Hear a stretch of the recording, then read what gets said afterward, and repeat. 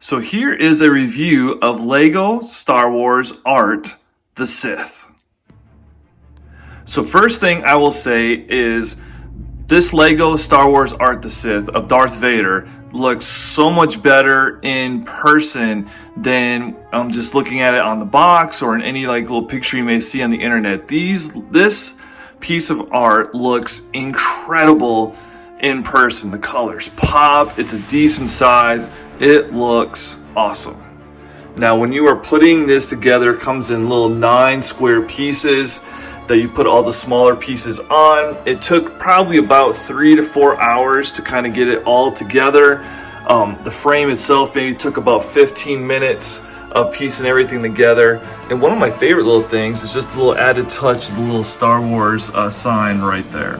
So here is a look at the back, and one of the cool little features this has is they gave you these little pieces for hanging this piece of art onto the wall, which I thought was a really neat little thing that they thought of with this piece of art. Now you do have a few choices when you're building your Lego Star Wars art, the Sith. I went with Darth Vader to start, but you can build Darth Maul, or you can go with Kylo Ren when building your piece of art. Something also different with this build is they provide you a little kind of soundtrack podcast to listen to while you are building this, that talks with the people involved with the design of Star Wars and the people who help with the design of this piece of Lego art.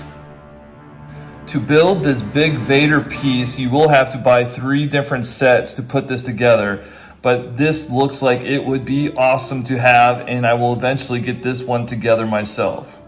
One thing to be aware of when you're building is when you get done, you may have a bunch of pieces left over. Since you have a choice of the 3 different Sith Lords to build, depending on which one you choose, you can have a lot of pieces left over. So you can see here, I chose Vader, and there is a ton of pieces. Normally when you're building a Lego set, you may only have 3 or 4 pieces. So don't worry if you have a bunch of pieces left over. Also, the colored pieces are numbered, and on the bags, they were not numbered themselves. Now, some of them are pretty obvious, but you have 3 different gray colors in the black, and the dark gray and the black ones are pretty close in color. So I just went ahead and started putting Ziploc pegs and numbering these, so when I start to build the big Vader piece, it'll be a little bit easier just to know which color I need for that build. Overall, it was a super fun build, and if you are a Star Wars fan, I cannot recommend enough of buying this and putting it together.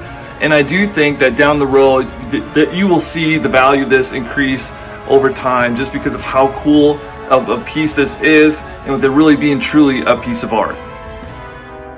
Thank you for watching, and stay tuned for more Lego reviews coming soon.